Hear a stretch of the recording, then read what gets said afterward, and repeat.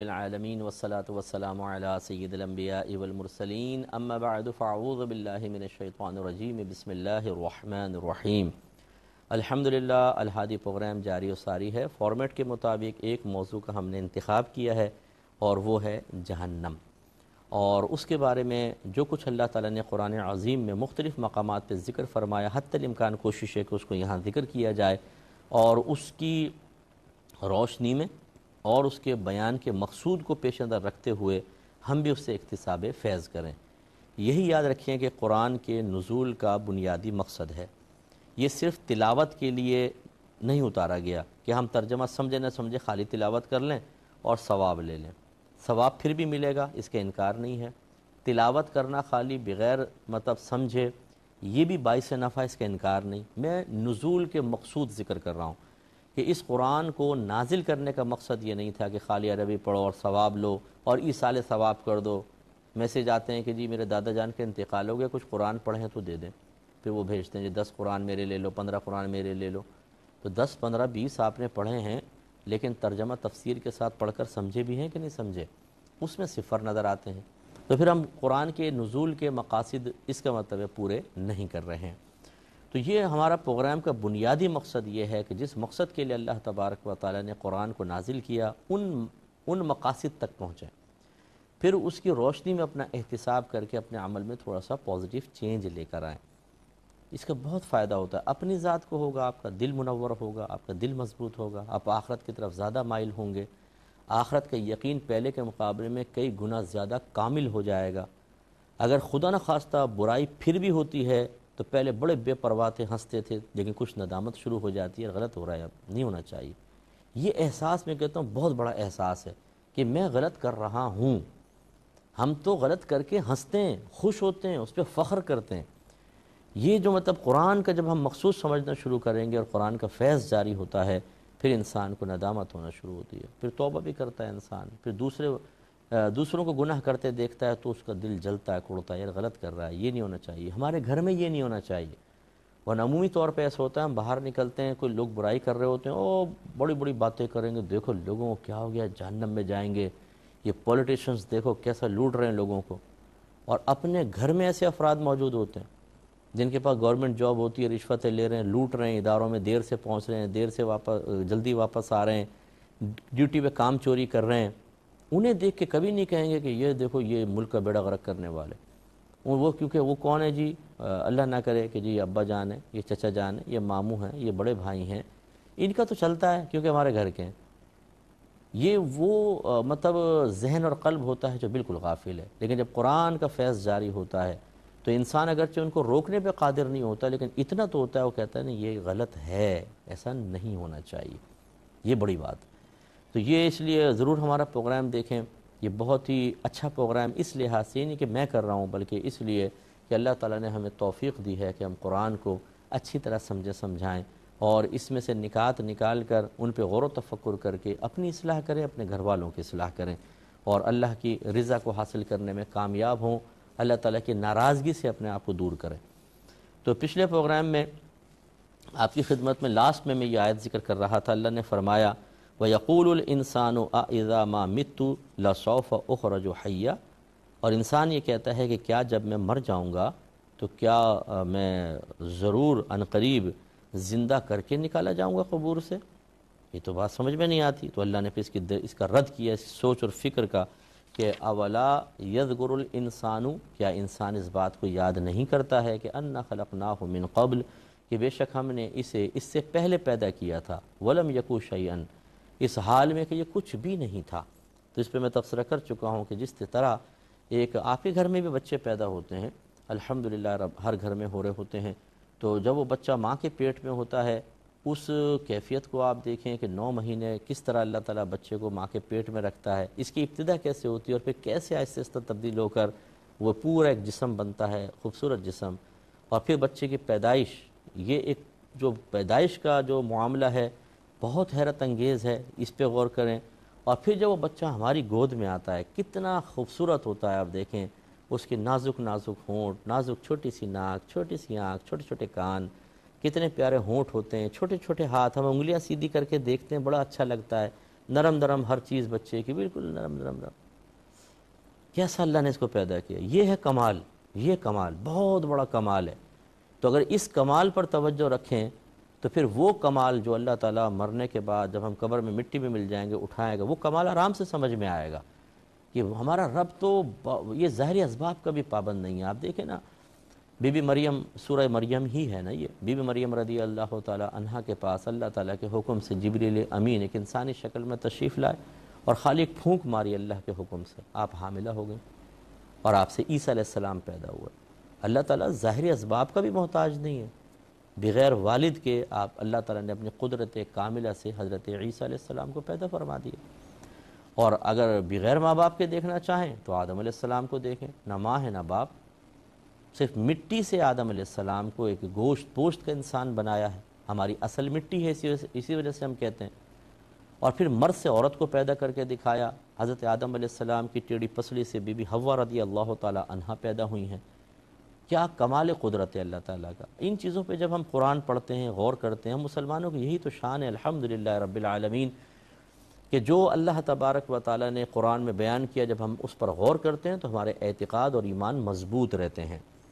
اسی لیے دشمن کی سب سے پہلی, بڑی اور سب سے بڑی اور سب سے خبیث چال یہ ہے کہ انسان کو قرآن سے دور کر دو. قرآن سے جب آپ دور ہوتے ہیں, اس یقینی کلام سے دور ہوتے ہیں, تو غیر یقینی کلام آپ کے سامنے آتے ہیں. آرٹیکل پڑھ لیا, ناول پڑھ لیا, فلاں پڑھ لیا, فلاں کتاب, فلاں کتاب, فلاں کتاب, اور ہر ایک اپنی سوچ اور فکر کو ڈالے ہوئے. پھر ہم بنتے ہیں چون چون کا مربع. پھر ہمارے ذہن کے اندر خلجان پیدا ہوتا ہے, اس کی تعلیم لے لی, اس کی لے لی, اس کی تھنکنگ, اس کی سوچ, اس کی فکر ہمارے ذہن میں. لیکن یہ جب ہمارے ذہن میں آتا ہے, یہ ایک ترازو ہے.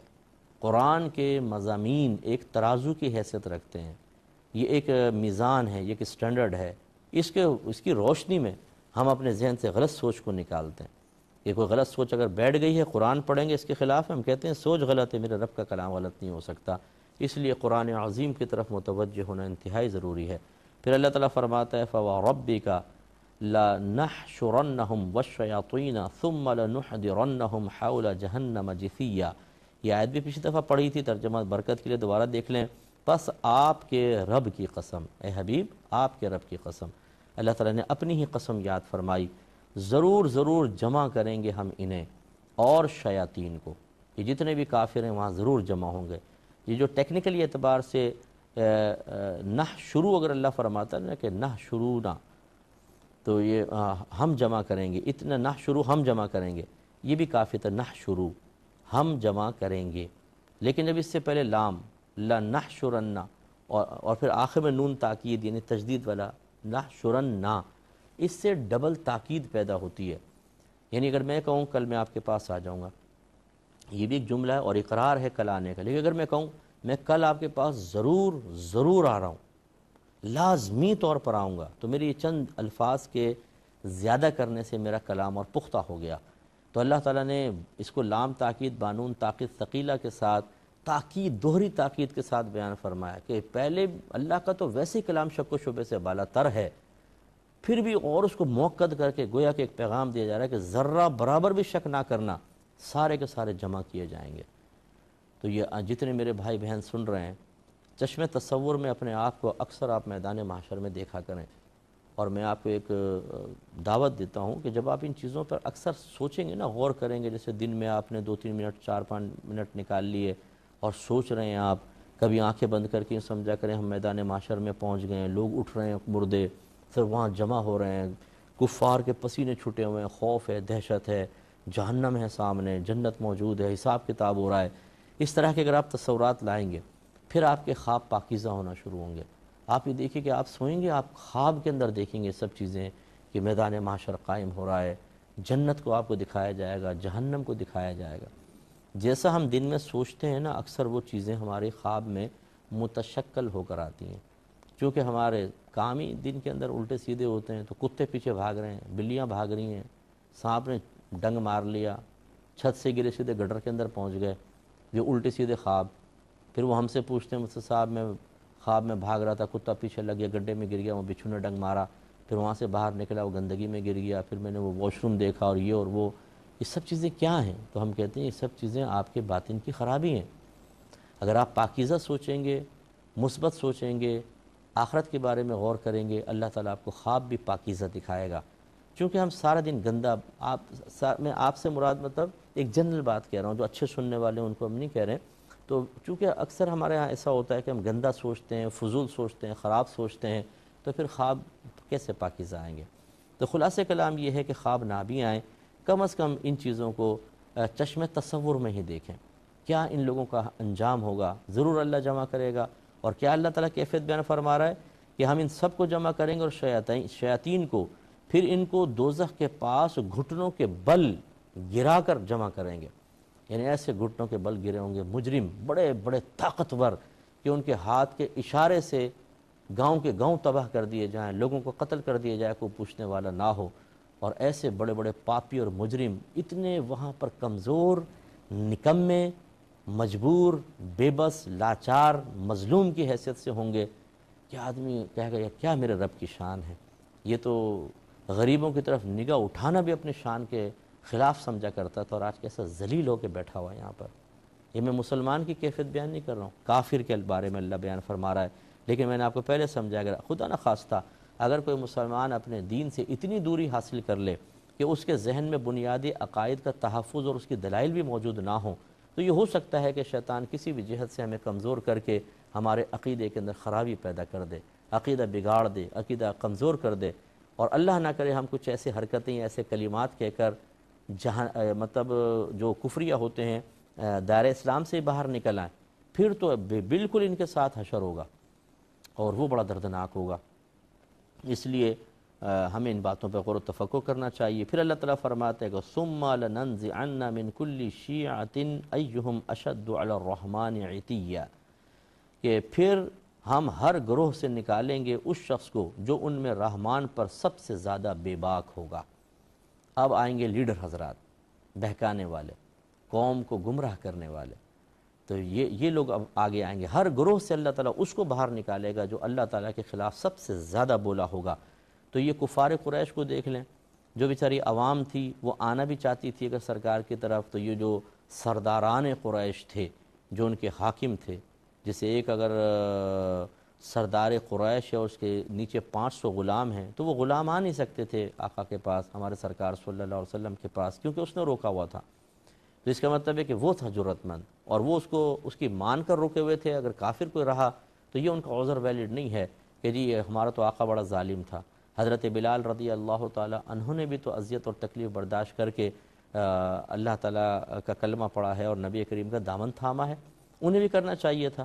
تو بہرحال یہ جو لیڈر ٹائپ ہوتے ہیں نا، جو گمراہ کرتے ہیں، قوم چاہتی ہے کرپشن چھوڑنا، وہ اسے کرپشن پر لگاتے ہیں، وہ اچھا بننا چاہتے ہیں، ان کو دھمکیاں دی جاتی ہیں، وہ اگر برائی کو ترک کرنا چاہتے ہیں تو ان کے پھر راز ظاہر کرنے کے بارے میں کہہ دیا جاتا ہے، اور وہ بیچارے گندگیوں میں، خرابیوں میں، بدعقیدگیوں میں، کفر میں مصر رہتے ہیں، اسی پر اصرار کرتے رہتے ہیں، اور پھر یہ انجام ہوگا۔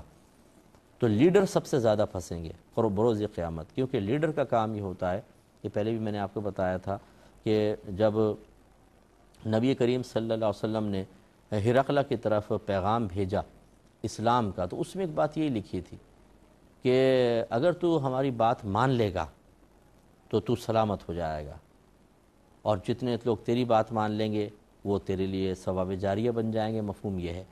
اور اگر تو نے ہمارا انکار کیا اور اسلام قبول نہیں کیا تو جتنے تیرے پیچھے پیروی کریں گے اس کا وبال تیرے سر پر ہوگا۔ تو یہ بڑا مسئلہ ہے کہ یقیناً جب کوئی شخص لیڈر ہوتا ہے، وہ جب قوم کو روکتا ہے تو سب کے گناہوں کا وبال اس شخص کے سر پر ہوتا ہے۔ تو اسی طرح ہوتا ہے، عموماً ہر دور کے اندر ہوتا رہا ہے کہ کچھ لوگ اپنی طاقت اور پیسے کے بلبوتے پر لوگوں کو خراب کاموں کی طرف مائل کرتے رہے ہیں۔ ہو سکتا ہے کوئی بھولا بھٹکا میری بات سن رہا ہوں یہاں پر، کوئی ایسا بیٹھا ہوا کہ اگر آپ الحمدللہ میں یہ نہیں کہہ رہا ہوں کہ خدا نخواستہ کافر تو نہیں قرار دے رہا ہوں، میں یہ گزارش بس کر رہا ہوں کہ اگر آپ کی حیثیت ایسی ہے کہ آپ اپنے متبعین کو اچھی طرف لے جا سکتے ہیں لیکن آپ ان کو برے راستے پر لے کے جا رہے ہیں، تو یہ سمجھ لیجئے کہ یہ اپنے لیے آپ آخرت کی بربادی کا سامان کر رہے ہیں، ایسا ہرگز نہیں کرنا چاہیے۔ تو اللہ تعالیٰ فرماتا ہے کہ پھر ضرور ہم نکالیں گے ہر گروہ میں سے اس شخص کو جو ان میں اللہ رحمان پر بے باک ہونے میں سب سے زیادہ شدید ہوگا۔ ثم لنحن اعلم بالذین هم اولی بها صلیہ، پھر ہم خوب جانتے ہیں جو اس آگ میں بھوننے کے زیادہ لائق ہے۔ یعنی کون ایسا ہے کہ جو بڑا پاپی تھا، بڑا گناہگار، بڑا مکار، بڑا کفار، جیسے فرعون کو دیکھ لیں آپ کہ اس نے اپنی پوری قبطی قوم کو کیسے روک کر رکھا، خبردار کوئی موسیٰ پہ ایمان نہیں لائے گا۔ اب جب یہ میدان محشر میں آئے گا سب سے پہلے اس کو باہر نکالا جائے گا، اور اللہ تعالیٰ فرماتا ہے کہ پھر ضرور ہم اچھی طرح جانتے ہیں ان لوگوں کو جو اس آگ میں بھونے جانے کے زیادہ لائق ہیں، بھون دیا جائے گا۔ جب اللہ تعالیٰ فرمایا، آپ اندازہ کریں کیسے یہ آگ سے بچ پائیں گے اور وہ بھوننے کی کیفیت کیا ہوگی۔ اللہ تعالیٰ معاف فرمائے۔ کبھی آپ نے انڈے کو دیکھا ہے کہ آپ ابال رہے ہوں، جب پانی پورے ابال پر آ جاتا ہے کتنا گرم ہوتا ہے انڈا، کہ اس کو ہاتھ پہ لے لیں تو ہاتھ جل جائے۔ اس طریقے سے انسانوں کو جب پانی میں ڈال کے ابالا جائے گا، جہنم کی آگ میں وہ جل رہے ہوں گے، بھن رہے ہوں گے، اور وہ جب پانی پئیں گے تو ان کے چہروں کی کھال اور سر کی کھال گر رہی ہوگی، آنتیں کٹ کٹ کے جسم سے باہر نکل رہی ہوں گی۔ کس قدر دردناک منظر ہوگا، اور یہ ایک دفعہ نہیں ہوگا، یہ چیخیں، یہ بھیانک آوازیں۔ یہ تو اللہ کا شکر ہے کہ مجھے اللہ کی رحمت سے امید ہے ہم مسلمان جنت میں ہوں گے انشاءاللہ اور اس سے دور ہوں گے، لیکن اگر یہ چیخیں ہمیں سنائی دے دی جائیں تو گزارا نہیں ہے۔ جنت میں نہیں ہوں گی چیخیں، سنائی نہیں دی جائیں گی، ورنہ تو جنت میں غم پریشانی آئے گی، اور جنت میں غم پریشانی ہے نہیں۔ لیکن کبھی کبھی میں مطلب یہ کہ سمجھانے کے لیے آپ کو عرض کر رہا ہوں تاکہ ہم ان کیفیات کو سمجھیں اور ان کا صحیح اثر قبول کریں۔ آپ ایمرجنسی وارڈ میں کبھی چلے جائیں جہاں ایکسیڈنٹ کے کیسز آتے ہیں، جہاں پر آنتیں پھٹ گئی ہیں، دماغ کی رگ پھٹ گئی ہے، یہ مسئلہ وہ مسئلہ، آپریشن کے بعد جب مریض کو لایا جاتا ہے اور اس کو سن پن ختم ہوتا ہے، پھر جب آپ کے کانوں میں آواز آئے نا ہائے اوف، اور وہ چیخ رہا ہے، تو وہ اتنا یعنی عجیب ذہن کے اوپر ایک ایسا اثر طاری کر دیتے ہیں کہ انسان کے اوسان خطا ہو جاتے ہیں۔ اور خصوصاً اللہ نہ کرے جیسے یہ زلزلے وغیرہ آ جاتے ہیں اور اس میں کسی کی ٹانگ کچلی ہوئی ہے، وہ چیخ رہا ہے زور سے، کسی کا جو اجتماعی ایکسیڈنٹس ہو جاتے ہیں، بم بلاسٹ ہو جاتے ہیں، تو وہ حالانکہ جہنم نہیں ہے، نہ وہ آوازیں جہنمیوں کی ہے، لیکن ان کی آوازیں جب ہم سنتے ہیں تو پھر ہمیں احساس ہوتا ہے کہ یار وہاں پر خدا نخواستہ جہنم میں کیا ہوگا، اس کو سوچنا چاہیے، تو بہت دل پہ اثر ہوگا۔ اللہ تعالی ہمیں سمجھنے کی توفیق عطا فرمائے، آمین۔ وآخر دعوانا ان الحمد للہ رب العالمین۔